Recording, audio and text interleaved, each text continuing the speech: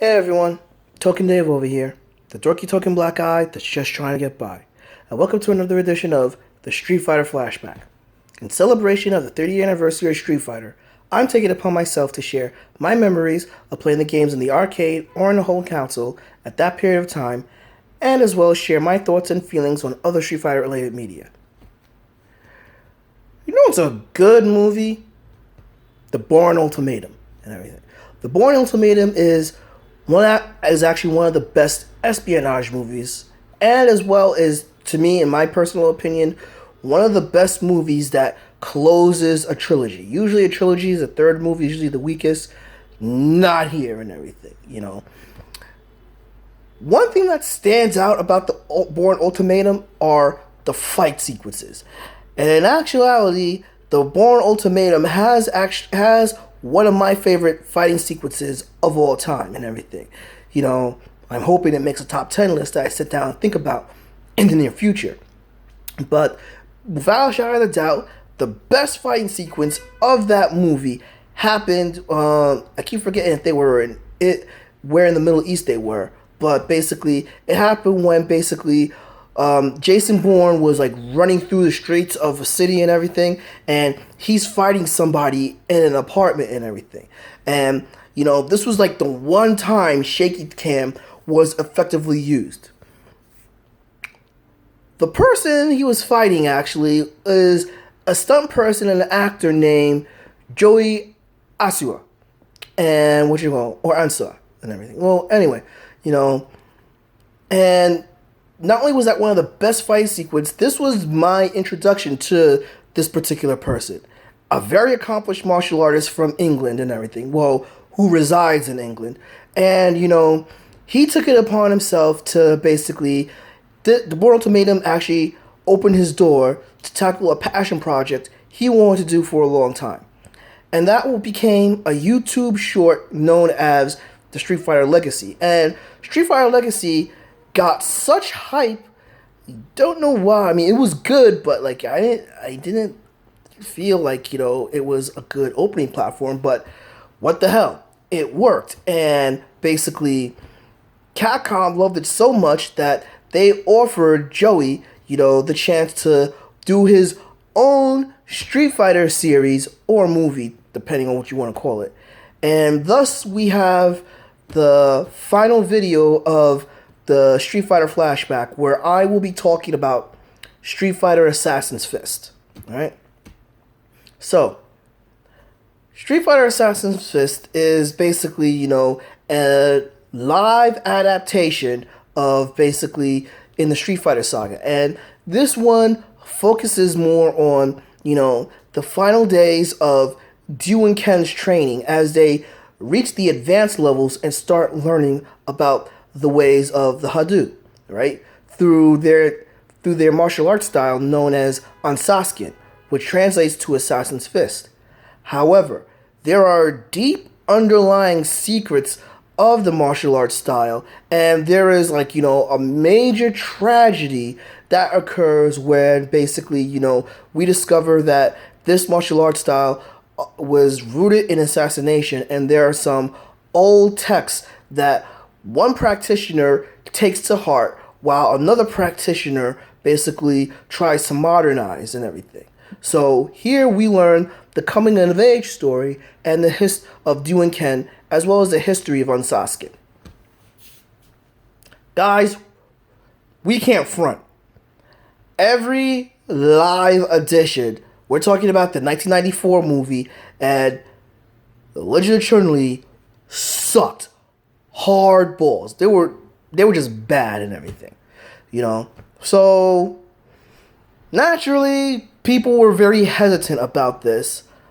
But that was until we saw some of the behind-the-scenes trailers, some of the things that were going into motion. One thing that particularly caught my interest was the person that worked with Joey Ansua to make this, Christian Howard.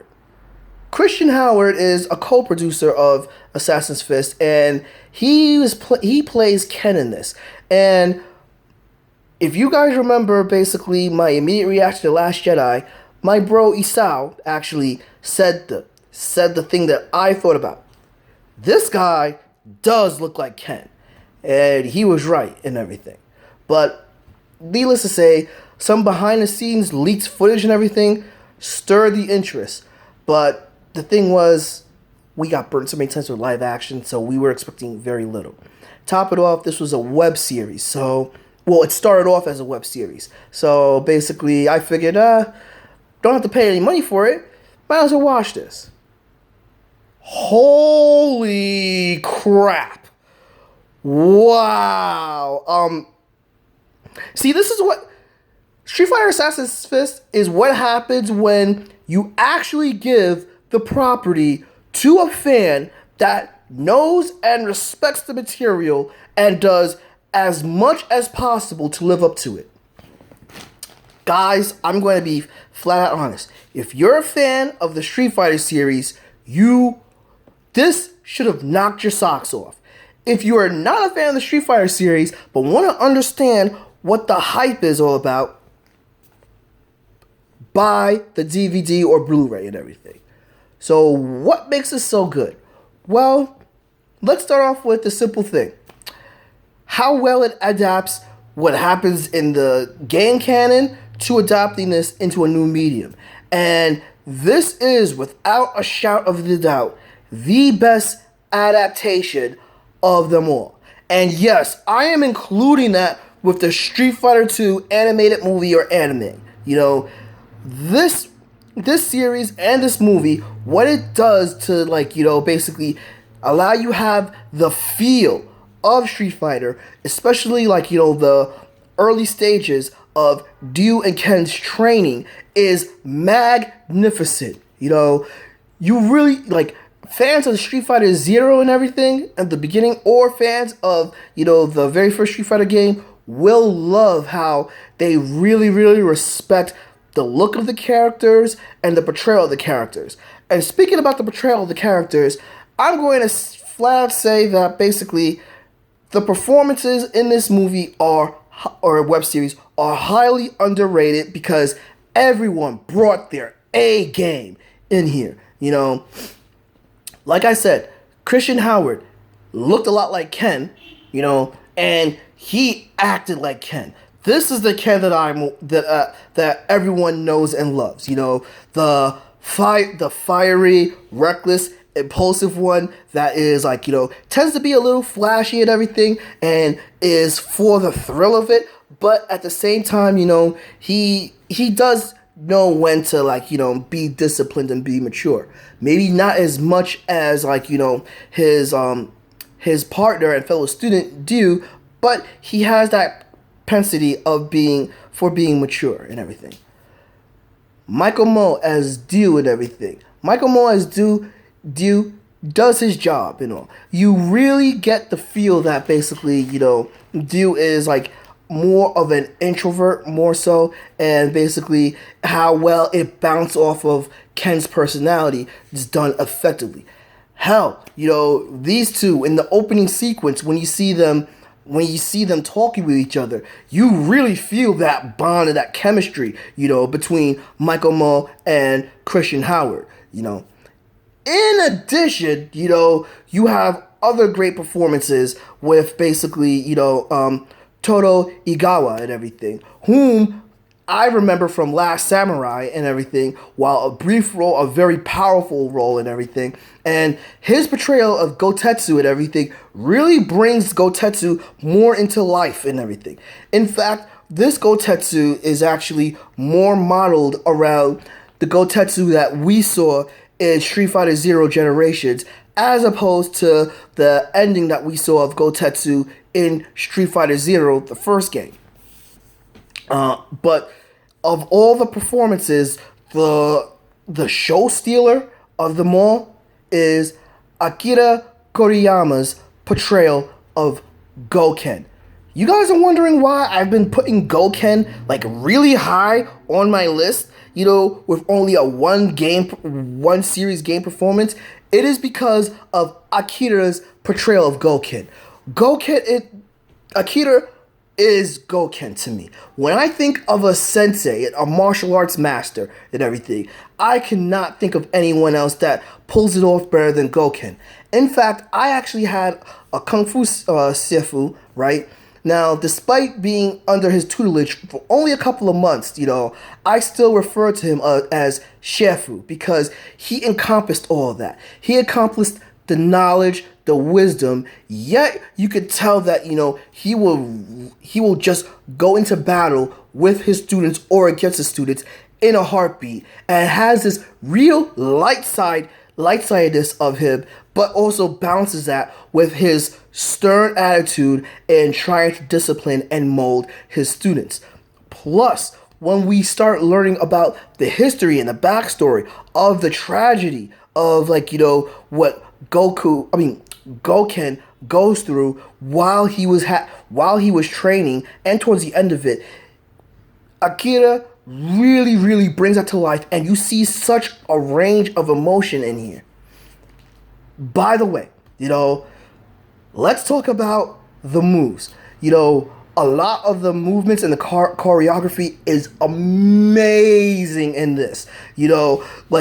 One complaint that I've always had with the live action movies is they didn't really take much time into really trying to create decent fight sequences. They just made a lot of fight sequences, but not made them effective or mesmerizing. Here, the fight sequences, whether it be actual fights or sparring matches, are mind-blowing.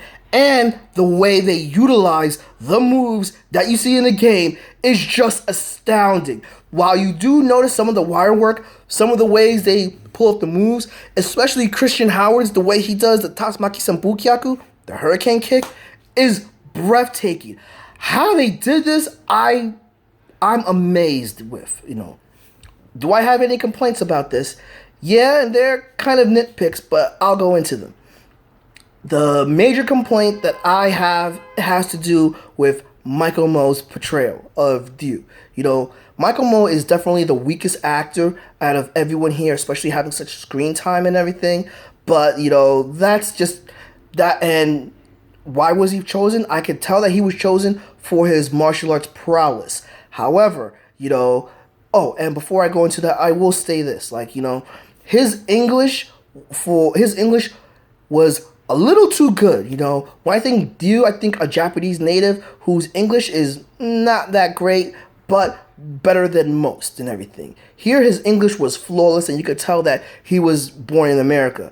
This is the opposite complaint that people have with Shin Gojira or Shin Godzilla, where you have a girl who's supposed to be from the United States, but her English is terrible and everything, But not to pick on Michael Mo, because basically I think this was his first acting role, and for his first acting role, this is done very well, but he is the weakest actor.